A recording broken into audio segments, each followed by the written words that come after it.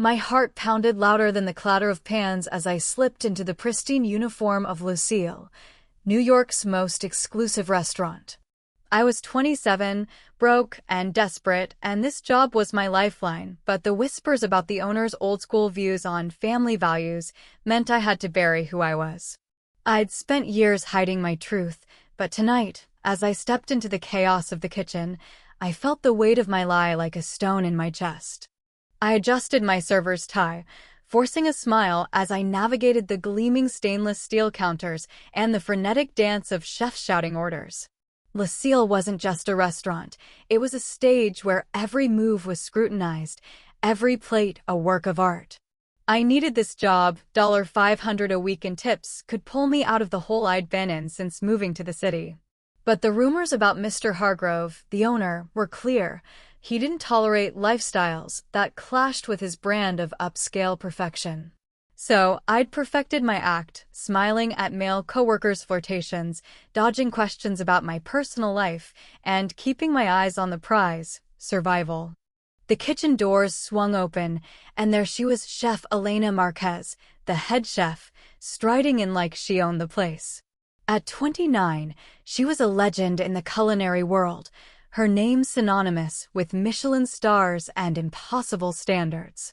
Her short, tousled brown hair framed a face that was all sharp angles and fiercer determination, her dark eyes scanning the room like a hawk. She didn't just command the kitchen, she was the kitchen, every sizzle and chop bending to her will. I'd heard the staff whisper about her temper, her genius, her unrelenting pursuit of perfection. But as her gaze landed on me, something flickered in her eyes, something that made my carefully constructed mask feel paper-thin. "New girl," she called, her voice low and edged with authority. "You're late. Table 12's waiting on their amuse-bouche. Move."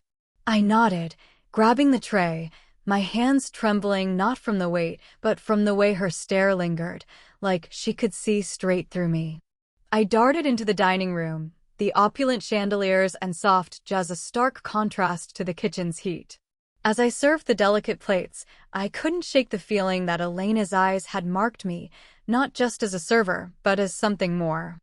The night blurred into a frenzy of orders and forced smiles. I played my part, laughing at a line cook's bad joke, letting a sous chef's hand linger too long on my shoulder. It was all part of the act, but it felt like betrayal, not to them, but to myself. I'd known I was a lesbian since I was 16, sneaking kisses with my high school best friend behind the bleachers. Back then, it was thrilling. Now, it was a secret I guarded like a wound, especially here, where one wrong move could cost me everything. By 1 a.m., the dining room was empty, and I was wiping down tables when Elena appeared, her chef's coat unbuttoned, revealing a black tank top clinging to her frame. "You," she said, pointing at me. "Stay. We need to talk." My stomach dropped. Had I messed up an order? Spilled wine on a VIP? I followed her to the back office, the air thick with the scent of rosemary and regret. She closed the door, leaning against her desk, arms crossed. "You're good out there, Riley," she said, my name rolling off her tongue like a challenge. "But you're holding back. I see it. You're not here to just serve plates. What's your deal?" Her eyes pinned me, and I felt the lie I'd been living teeter on the edge of collapse. I mumbled something about needing the job, about working hard, but she cut me off. "Don't bullshit me. I know when someone's hiding something." I froze, my pulse racing. Did she know? Had she seen through the flirty smiles, the careful deflections? I wanted to tell her about the nights I'd spent alone in my tiny apartment, dreaming of a life where I didn't have to hide, about the ache of loving women in a world that didn't always love me back. But I couldn't. Not here. Not now. Instead, I straightened, forcing a grin.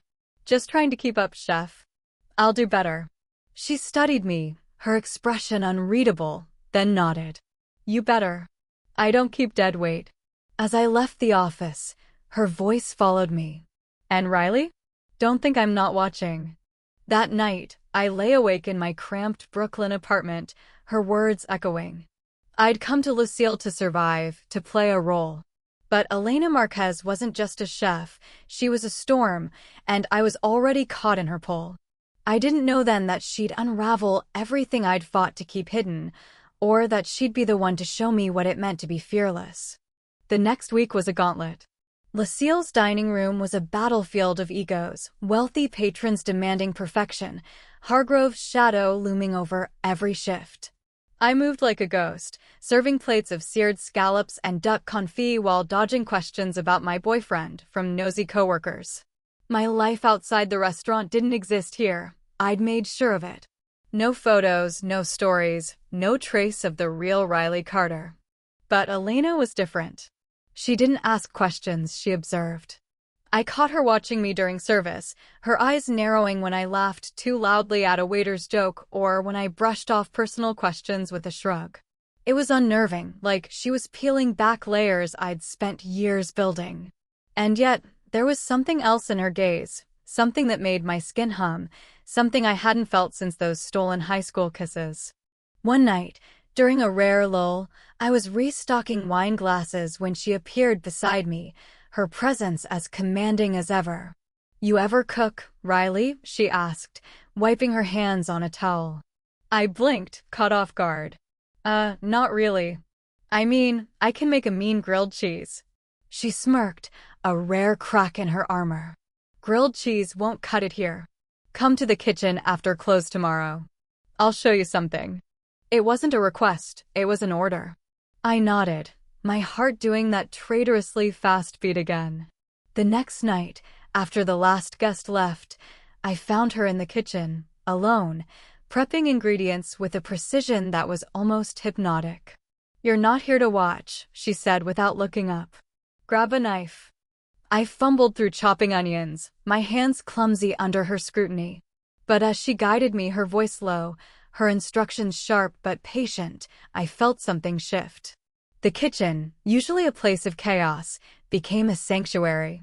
She stood close, correcting my grip, her fingers brushing mine. "Like this," she murmured, and I swore the air crackled. For the first time in years, I didn't feel like I was hiding. I felt seen. "Tell me something real, Riley," she said as we plated a practice dish, a simple herb-crusted salmon that smelled like heaven. Not the polished server bullshit. Something true. I hesitated, the weight of my secret pressing against my ribs. I could have lied, spun another story. But her eyes, steady and searching, pulled the truth out of me. "I moved here to start over," I said, my voice barely above a whisper. "To be someone who didn't have to pretend. But I'm still pretending." It wasn't the whole truth, but it was close, too close. She didn't push, just nodded, like she understood more than I'd said. "Keep cutting," she said, but her tone was softer, like we'd crossed an invisible line. As I left that night, the city's lights blurring past my subway window, I realized something dangerous. I wasn't just surviving anymore. I was falling for a woman who could ruin me, or save me, or both. The kitchen became my orbit, and Elena was its sun. Every shift at Ciel pulled me deeper into her world, where every dish was a test of nerve and every glance from her felt like a dare. I'd spent so long hiding, but with her I wanted to be reckless, to let the truth spill out and damn the consequences. It was a Thursday night, the dining room packed with Manhattan's elite, when I noticed Elena's mood shift. She was sharper than usual, barking orders with a ferocity that silenced the line cooks. I overheard a sous chef mutter about a critic in the dining room, someone from the Times, sniffing for flaws. The pressure was suffocating, but Elena thrived in it, her movements a blur of precision as she plated dishes that looked like paintings. I admired her from afar, weaving through tables, my tray heavy with crystal glasses and unspoken longing. After service, I lingered in the kitchen, wiping down counters as the staff trickled out. Elena was still there, scrubbing a pan with a focus that bordered on obsession. "You don't have to stay," she said, not looking up. But I did. I wanted to. "I don't mind," I replied, grabbing a towel. "Besides, I owe you for the cooking lesson." She snorted, a half-smile breaking through. "You call that chopping? I've seen toddlers with better knife skills." I laughed, the sound startling in the quiet kitchen. For a moment, it was just us, the hum of the walk-in fridge, and the faint scent of thyme lingering in the air. Then she set the pan down, her eyes locking onto mine. "Why do you stay, Riley?" "Really?" The question hit like a punch. I could have deflected, but the truth clawed its way up. Because this place, this kitchen, it's the first time I've felt alive in years. My voice cracked, and I hated it, but I kept going. I'm tired of pretending to be someone I'm not. Her gaze softened, and for a second, I thought she'd push further. Instead, she handed me a knife. "Prove it. Show me or not just talk." We cooked together, a late-night ritual that became our secret. She taught me to sear scallops, to balance flavors, to trust my instincts. Her hands guided mine, steady and warm, and every touch sent a jolt through me. I wondered if she felt it too, the pull, the unspoken thing growing between us. But I didn't dare ask. Not when Hargrove's rules hung over me like a guillotine. The next night, disaster struck. A VIP table sent back a dish, claiming the sauce was off. Hargrove himself stormed into the kitchen, his face red, his voice a low growl. "Marquez, you're slipping. Fix this or you're out." The threat was absurd. Elena's food was flawless, but Hargrove's power was absolute.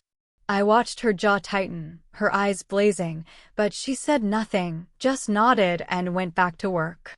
Later, in the alley behind the restaurant, I found her smoking a cigarette, her hands shaking. "He's an asshole," I said, stepping closer. She exhaled, the smoke curling in the cold air. "He's the boss. That's the game." Her voice was bitter, and I saw it then, the cracks in her armor, the weight she carried. I wanted to reach out, to tell her she wasn't alone, but fear stopped me. Instead, I said, "You're better than this place. You know that, right?" She looked at me, her eyes searching, and for a moment, I thought she'd kiss me. The air between us was electric, heavy with everything unsaid. But she just flicked her cigarette away and said, "Go home, Riley. You don't need my mess." I left, my heart pounding, knowing I was in too deep. Days turned into weeks, and our late-night cooking sessions became my refuge.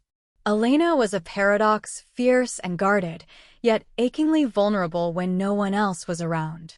One night, as we julienned carrots, she told me about her childhood in Miami, raised by a single mom who worked 3 jobs. She believed in me, Elena said, her voice soft. Even when I didn't. I wanted to tell her about my own past, about the small town I'd fled, where being out meant being ostracized, but the words stuck in my throat. Instead, I asked, "Why do you stay here? With Hargrove breathing down your neck?" She paused, her knife still. "Because this kitchen is mine. He can own the building, but the food, the soul of this place, that's me." Her passion was intoxicating, and I felt it, the pull to be honest, to stop hiding. But then she added, "And because I've got nowhere else to go." That night, I almost told her. I almost said, "I'm a lesbian, Elena. I've been lying to everyone here, but I can't lie to you." But fear won again. Hargrove had fired a bartender last month for unprofessional conduct after he was seen at a gay bar. I couldn't risk it, not yet. The tension between us grew, a tightrope we both walked. During service, she'd brush past me, her hand grazing my back, and I'd catch her watching me when she thought I wasn't looking. I started to wonder if she was hiding something too. The way she deflected personal questions, the way her eyes lingered, it felt like she was carrying a secret as heavy as mine. One night, after a brutal 14-hour shift, we sat on the kitchen floor, sharing a bottle of stolen wine. "You ever feel like you're living someone else's life?" I asked, the words slipping out before I could stop them. She looked at me, her eyes glassy from exhaustion or maybe something deeper. "Every damn day," she said. Then, so quietly I almost missed it, she added, "But with you it feels real." My heart stopped. I wanted to lean in, to close the gap between us, but the weight of my lie held me back. I was falling for her, hard and fast, but every moment with her was a reminder of the truth I couldn't speak. As I left that night, her hand brushed mine, and I knew, This wasn't just a crush. This was a reckoning. I was drowning in my own deception, and Elena was the tide pulling me under. Every late-night moment in Lucille's kitchen, every brush of her hand, every shared glance, it was a siren call to let go, to be real. But the fear of losing everything kept my truth locked tight, even as my heart screamed for release. The restaurant was a pressure cooker, and Hargrove turned up the heat. He announced a gala dinner for the city's top investors, a make-or-break night for Lucille's reputation. Elena was tasked with creating a menu that would redefine fine dining, and the stress carved lines into her face. I watched her pour everything into it, sketching recipes late into the night, her passion a flame that both inspired and terrified me. I wanted to be her anchor, but I was barely keeping myself afloat. During prep, I became her shadow, helping where I could, chopping, tasting, cleaning. She started trusting me with more, letting me plate dishes, even asking my opinion on flavor profiles. "You've got a good palate," she said one night, her voice warm with approval. "You sure you're just a server?" The compliment lit me up, but it also stung. I wasn't just a server, I was a woman in love with her, hiding behind a mask to keep my job. The gala loomed, and the kitchen buzzed with nervous energy. I overheard a line cook joking about Elena's Ice Queen reputation, how she'd never dated anyone in the industry. "Probably too busy for love," he said, but his tone hinted at something else, rumors I couldn't ignore. Was Elena like me? Was she hiding too? The thought was a spark, dangerous and exhilarating. The night of the gala, Lucille was a vision, crystal chandeliers gleaming, tables draped in white linen, the air thick with anticipation. I moved through the dining room, serving courses that Elena had crafted with obsessive care: roasted quail with truffle foam, lobster bisque that tasted like the ocean's soul. Every plate was a piece of her, and I carried it with pride. But Hargrove was everywhere, his eyes hawk-like, watching for any misstep. I caught him staring at me once, his gaze cold, and my stomach twisted. Did he suspect something? Halfway through service, disaster struck. A server dropped a tray of wine glasses, the crash echoing like a gunshot. Hargrove descended, his voice low but venomous. "Marquez, get your team in line," he hissed, though it wasn't her fault. Elena's face was stone, but I saw her hands clench. I wanted to scream at him, to defend her, but I stayed silent, my cowardice a bitter pill. After service, the kitchen was a war zone of exhaustion and relief. The gala was a success, but Elena looked drained, her usual fire dimmed. I found her in the walk-in fridge, staring at a crate of lemons like they held the answers. "You okay?" I asked, stepping inside, the cold biting my skin. She didn't answer at first, just kept staring. Then, quietly, she said, "I'm tired, Riley. Tired of this place, of him, of everything." I stepped closer, my breath visible in the chilly air. "You're not alone," I said, the words spilling out before I could stop them. "I'm here." Her eyes met mine, and for a moment, the world stopped. She reached out, her fingers grazing my cheek, and I leaned into her touch, my heart pounding. "You don't get it," she whispered. "You don't know what it's like to want something you can't have." But I did. God, I did. I wanted to tell her, about the nights I'd spent imagining her, about the ache of hiding who I was. But before I could, the door swung open, and a line cook's voice broke the spell. "Chef, Hargrove wants you." Elena pulled back, her mask snapping into place, and I was left in the cold, my confession frozen on my lips. The next week was torture. Elena was distant, throwing herself into work, barely speaking to me outside of orders. I wondered if I'd imagined the moment in the fridge, if I'd misread her. But then, during a quiet shift, she pulled me aside. "Meet me at the pier after close," she said, her voice low. "We need to talk." The Brooklyn Pier was deserted at 2 a.m., the city's skyline glittering across the water. Elena was already there, her silhouette sharp against the lights. She didn't look at me as I approached, just stared at the river. "I saw you, Riley," she said finally. "The way you look at me. The way you don't look at anyone else." My heart stopped. She knew. She'd always known. I'm not stupid, she continued, her voice barely above a whisper. But this place, Hargrove, he'd destroy us both if he knew. Her words confirmed my worst fears. She was like me, hiding in plain sight. I wanted to reach for her, to tell her we could face it together, but the weight of her words stopped me. She was right. Hargrove's rules were ironclad, and we were both too deep in his world to escape unscathed. I don't know how to do this, I admitted, my voice breaking. I've been lying for so long, I don't know how to stop. She turned to me then, her eyes fierce and vulnerable all at once. Then don't, she said. Not yet. But don't lie to me. She stepped closer, her breath warm against my cheek, and for a moment I thought she'd kiss me. But she pulled back, her voice hard. Go home, Riley. We can't do this here. I walked away, the city's hum drowning out my racing thoughts. Elena was a mirror, reflecting my own fears and desires. But she was also a flame, and I was dangerously close to burning.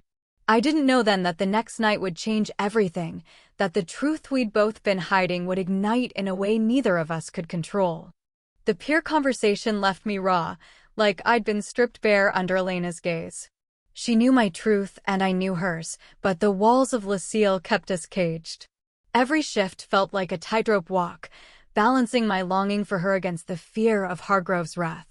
The restaurant was busier than ever, the post-gala buzz drawing crowds. I moved through the dining room, my smile a practiced mask, but my mind was on Elena. She was a whirlwind in the kitchen, her commands sharp, her focus absolute. Yet I caught her stealing glances at me, her eyes holding a question neither of us dared to answer. The tension between us was a live wire, sparking with every accidental touch. One night, a hedge fund bro with too much cologne got handsy, his fingers lingering on my arm as I served his table. I brushed it off, my usual act, but Elena saw. Her jaw tightened, and later, in the kitchen, she pulled me aside. You don't have to let them touch you, she said, her voice low and fierce. You're not theirs. Her words hit like a spark, igniting something reckless in me. I wanted to tell her I was hers, but the words caught in my throat. Instead, I nodded, my heart racing. I'm fine, chef, I lied, but her eyes said she didn't believe me. She stepped closer, her voice dropping. You're not fine. I see, Riley. The air crackled, and for a moment, I thought she'd close the gap. But a line cook called her name, and she was gone, leaving me breathless and aching. The next night, everything unraveled. It was a quiet shift, the dining room half empty, when Hargrove called a staff meeting. He stood at the front of the kitchen, his suit immaculate, his voice cold. Ciel is about image, he said. Perfection. Anything less, anyone less, doesn't belong. His eyes swept over us, lingering on me, and my stomach dropped. Did he know? Had someone seen me and Elena, caught the way we looked at each other? After the meeting, I found Elena in the alley, her cigarette glowing in the dark. He's sniffing around, she said, her voice tight. Someone tipped him off about something. My blood ran cold. About us, I whispered. She shook her head, but her eyes were haunted. Not us. Me. He's been asking questions about my personal life. I felt sick. Elena was the heart of Ciel, her food, her vision. If Hargrove fired her, it wouldn't just be her loss, it would be mine. What do we do? I asked, my voice shaking. She flicked her cigarette away, her expression hard. We keep our heads down. We play his game. For now. But I was tired of playing. That night, in the kitchen, I made a decision. As we cleaned up, I grabbed Elena's arm, pulling her into the pantry. The door clicked shut, and it was just us, surrounded by shelves of spices and secrets.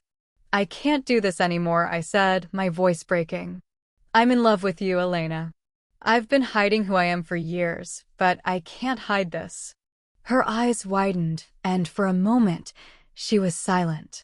Then she stepped closer, her hands cupping my face. Riley, she whispered, her voice raw. I've been fighting this since the day you walked in. And then she kissed me fierce, desperate, like she'd been starving for it as long as I had. The world fell away, and for those few seconds, it was just us, no lies, no fear. But the door burst open, and there was Hargrove, his face a mask of fury. "What the hell is this?" he roared. My heart stopped. Elena stepped in front of me, her voice steady. "It's nothing, sir. A misunderstanding." But Hargrove wasn't buying it. "You're done, Marquez," he said. "And you, Carter, pack your things." We stood there, frozen, as he stormed out. Elena's hand found mine, squeezing tight. "I'm not sorry," she whispered, and despite everything, I wasn't either. But as we left the pantry, the weight of what we'd lost crashed down. Ciel was gone, and with it, the safety of my carefully built lie. The next day, we were called to Hargrove's office. He sat behind his desk, his expression cold. "You're both fired," he said. "Ciel doesn't tolerate this behavior." The word was a slap, but Elena didn't flinch. "You're making a mistake," she said, her voice like steel. "This kitchen is mine." Hargrove smirked. "Not anymore." We left, the city's noise swallowing us. Elena was quiet, her face unreadable, but her hand stayed in mine. "What now?" I asked, my voice small. She looked at me, her eyes fierce. "We start over. Together." It was a promise, fragile but real, and for the first time, I felt free. The world felt sharper, without Ciel's walls to hide behind. Elena and I stood on the sidewalk outside the restaurant, our severance papers crumpled in my hand, the city's pulse mocking our silence. We'd lost everything, our jobs, our safety, our secrets, but her hand in mine was an anchor, tethering me to something new. We ended up at a dive bar in Brooklyn, the kind of place where the lights were dim and no one cared who you were. Elena ordered whiskey, her fingers drumming on the sticky table. "We're not done," she said, her voice low but fierce. "Hargrove can take the kitchen, but he can't take what we know." Her eyes met mine, and I saw it, the fire that had drawn me to her from the start. She wasn't giving up, and neither could I. Over the next week, we licked our wounds. My tiny apartment became our headquarters, the air thick with coffee and possibility. Elena sketched menus on napkins, her passion spilling onto every scrap of paper. "We'll open our own place," she said one night, her voice alive with defiance. "No Hargrove, no rules. Just us." It was a dream, but her certainty made it feel real. I nodded, my heart swelling, but don't nod at me. I had no savings, no connections. All I had was her. We started small, pooling what little money we had. Elena called in favors from old culinary school friends, and I scoured the city for cheap equipment. We found a rundown storefront in Queens, its windows grimy, but its bones solid. "It's perfect," Elena said, her eyes gleaming as she surveyed the empty space. I saw only cracked tiles and peeling paint, but her vision was infectious. I wanted to believe in it, in us. The days blurred into a frenzy of planning. We painted walls, scrubbed counters, and argued over everything from the menu to the name. Elena wanted Marquez's, but I pushed for Ember, a nod to the fire we'd both felt in Ciel's kitchen. She relented, smirking. "You're stubborn, Carter." I grinned back. "You love it." And she did. I saw it in the way her eyes softened when she looked at me, in the way her hand lingered on mine. But the world wasn't as kind as our dreams. Permits were a nightmare, and investors laughed us out of meetings. 2 women running a restaurant? In this economy, one said, his tone dripping with condescension. Elena's jaw clenched, but she didn't back down.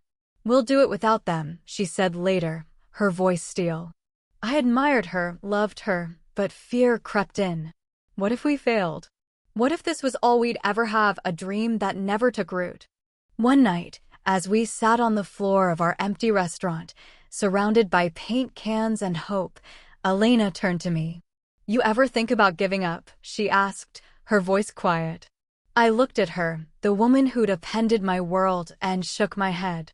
"Not with you," I said.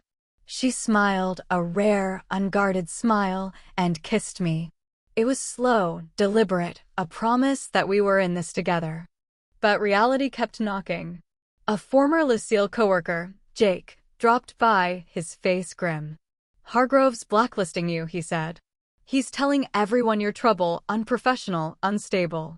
Elena's face darkened, but she shrugged. "Let him talk. We'll prove him wrong." I wasn't so sure. Hargrove's reach was long, and the industry was small. Every rejection stung. Every door slammed shut felt personal. Still, we pushed forward. Elena's food was our weapon, dishes that told stories, like her abuela's empanadas reimagined with local ingredients, or my suggestion of a lavender-infused dessert that made her eyes light up. We cooked for friends, for neighbors, anyone who'd taste our vision. Word spread, and soon, a small crowd gathered for our pop-up dinners in the unfinished space. They raved about Elena's flavors, about the warmth of our service. For the first time, I felt like I belonged, not as a server, but as a partner, as myself. One night, after a successful pop-up, Elena pulled me aside. "I couldn't do this without you," she said, her voice raw. "I've been running from who I am for years, same as you. But you make me want to stop running." My throat tightened, and I kissed her, the taste of her words sweeter than any dish we'd made. We were building something, not just a restaurant, but a life, one where we didn't have to hide. As we locked up, the city's lights reflected in the windows of Ember, our dream taking shape. Hargrove's shadow still loomed, but with Elena by my side, I felt invincible. We weren't just surviving anymore. We were fighting for us, for our truth, for a future we could taste. Ember was alive, a pulse of heat and hope in a city that tried to break us. The pop-up dinners drew crowds, their murmurs of delight over Elena's dishes fueling our dream. But Hargrove's blacklist was a shadow we couldn't shake, a reminder that freedom came at a cost. We worked like demons, turning the Queen's storefront into our own. Elena's vision took shape: rustic wooden tables, soft lighting, a chalkboard menu that changed daily. I learned to love the chaos of creation, the ache in my hands from sanding tables, the thrill of seeing our name in paint above the door. But money was tight, and every setback felt like a personal blow. A broken stove cost us a week's budget. A delayed permit pushed our opening back. Through it all, Elena was a rock, her belief in us unwavering. One night, as we tested recipes, she caught me staring. "What?" she asked, a smirk playing on her lips. I blushed, caught. "Just you're incredible." She laughed, but her eyes were soft. "You're not so bad yourself, Carter." We kissed, flour-dusted and exhausted, and for a moment, the world was perfect. But perfection never lasts. Jake, our old coworker, called with bad news. Hargrove was spreading lies to suppliers, warning them against working with us. "He's saying you're unreliable," Jake said. Some were listening. Elena's face was thunder, but she didn't break. "We'll find others," she said, her voice steel. I marveled at her strength, but I saw the toll it took, late nights pacing, her hands trembling as she scribbled budgets. We pivoted, sourcing ingredients from local farms, bartering with small vendors who didn't care about Hargrove's reach. Our menu became a love letter to the community, dishes inspired by the people we met, like a spicy corn soup from a farmer's family recipe. The pop-ups grew, and so did our reputation. A food blogger stumbled in one night, her review going viral. "Ember is the heart of Queens," she wrote. "A place where food and love collide." I cried reading it, Elena's arm around me, her pride silent but fierce. But Hargrove wasn't done. A week before our soft opening, an inspector showed up, citing anonymous complaints about code violations. The list was petty faulty wiring, improper signage, but it cost us time and money we didn't have. Elena was livid, her voice shaking as she argued with the inspector.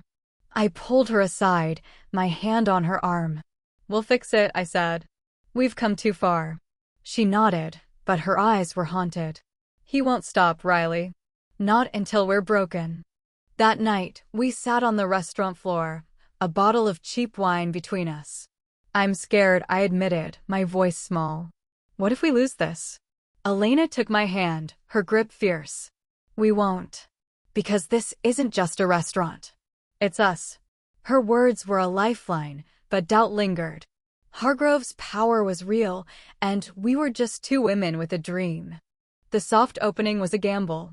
We invited friends, bloggers, anyone who'd supported us.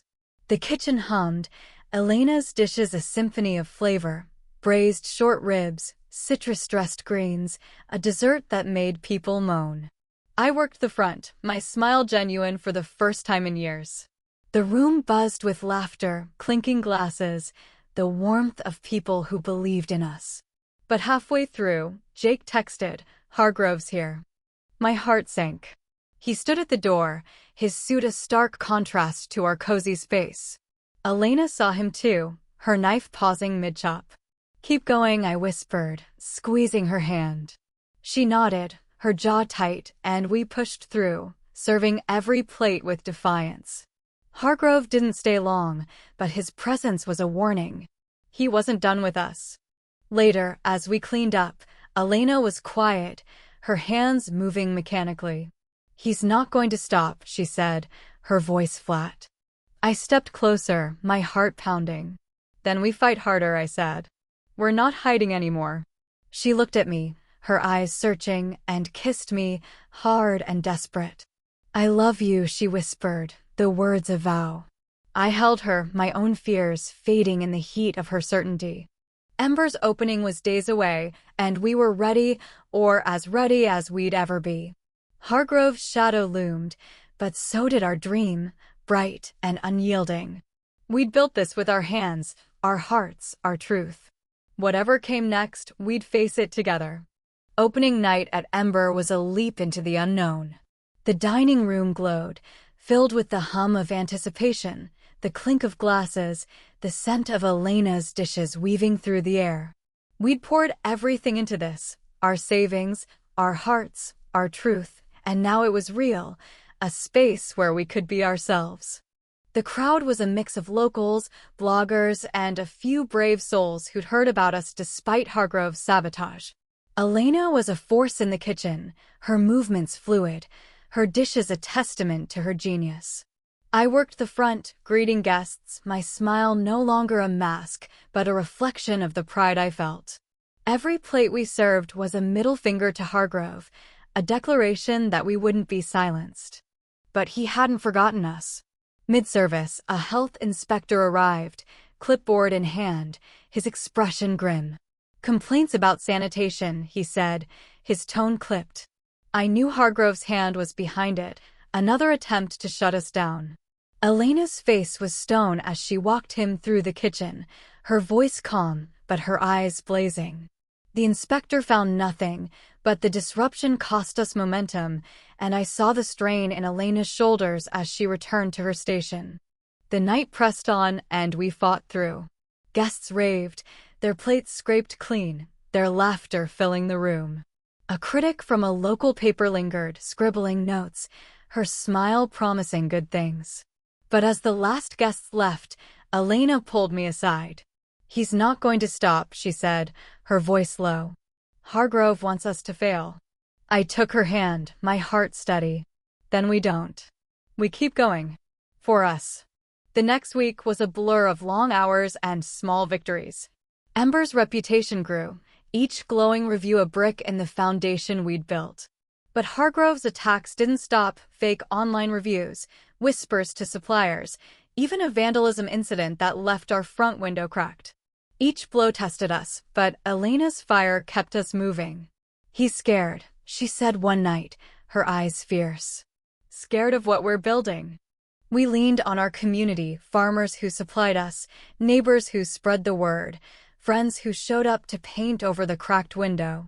Ember wasn't just a restaurant, it was a rebellion, a place where people like us could exist without shame. I stopped flinching at the word lesbian, stopped hiding the way I looked at Elena. She was my partner, in every sense, and I wore that truth like armor. One night, a month after opening, we got a call. A major food festival wanted Ember to headline, a chance to put us on the map. Elena was ecstatic, her eyes alight with the dream we'd fought for. But the day before the festival, Hargrove struck again. A supplier backed out, claiming logistical issues. We scrambled, sourcing replacements at the last minute, but the stress was crushing.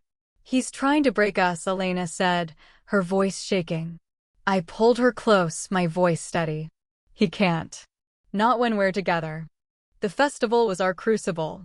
Thousands packed the Brooklyn waterfront, the air thick with the scent of grilled food and summer.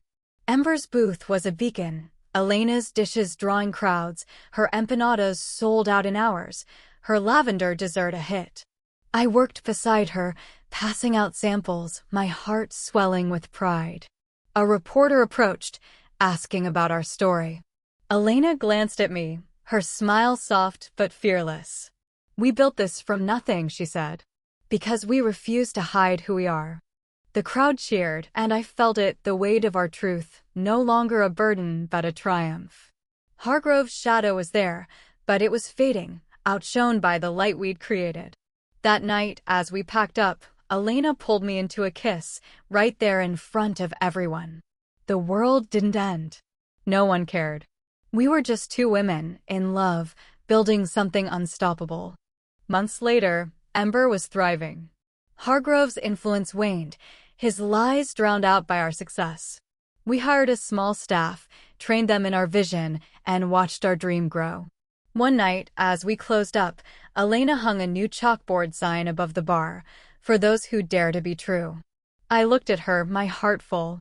"We did it," I said. She smiled, her hand in mine. "No, Riley. We're just getting started." Ember wasn't just a restaurant. It was our home, our heart, a place where love and truth could flourish. We'd fought for it, bled for it, and in the end, we'd won not just against Hargrove, but against the fear that had once defined us. Together, we were unstoppable, and the world would have to make room for us.